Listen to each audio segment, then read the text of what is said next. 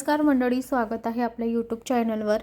तू ही रे माझा मित्र या मालिकेच्या पुढील भागामध्ये आपल्याला असं पाहायला मिळतं की अर्णवचे आणि ईश्वरीचे जे फोटो असतात, काही त्याने तिला गिफ्ट दिलेले असतं, तिने त्याला गिफ्ट दिलेले असतं, ते सगळ्या गोष्टी, पत्र वगैरे काय आहे ते नाही, ते सगळं जाळत असतो. त्याने घरातच एका टोपलीमध्ये, घमेलीमध्ये ते सगळं पेटवायला ठेवलेलं असतं. तेवढ्यातच आता धूर येतो. तर आता अंजली बाहेर येते. अंजली म्हणते, चिंटू काय झालं आणि तू हे काय करतो आहे, हे काय पेटवलंस तू?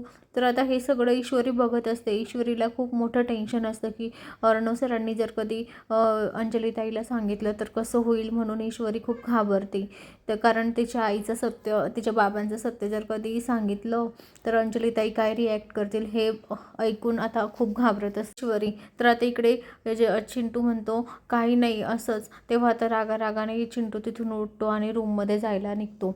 तर आता इकडे वल्लरी म्हणते, हे असं कसं झालं? मला वाटलं हा आता तिच्या माहेरी गेला तर लग्न तोडूनच येतो की काय, तिला ठेवूनच येतो की काय, परत कशाला घेऊन आला हा. पण मी असं काही होऊ देणार नाही. मी पुढचं पाऊल आता नक्की टाकेल आणि दोघांमध्ये परत दुरावा निर्माण करेल, असं वल्लरी म्हणत असते. कारण मी ईश्वरीला जिंकू देणार नाही, तर मी स्वतः जिंकेल. तर आता इकडे अर्णव रागामध्ये रूममध्ये येतो आणि कपाटाच्या दिशेने वळतो. कपाट ओपन करून तो ईश्वरीचे कपडे काढतो आणि फेकतो आणि मग तिला सांगतो की हे तुझे कपडे माझ्या कपाटात ठेवायचे नाही, इथे तुला तुझ्या कपड्यांची जागा नाही आहे आणि ही सीमा मी आखतो आहे. या सीमेच्या बाहेर तू यायचं नाही, मला तुझा आवाजसुद्धा ऐकायचा नाही आहे, मला तुझं काय तोंडसुद्धा बघायचं नाही आहे, असं म्हणून तो आता ईश्वरीवर रागवतो.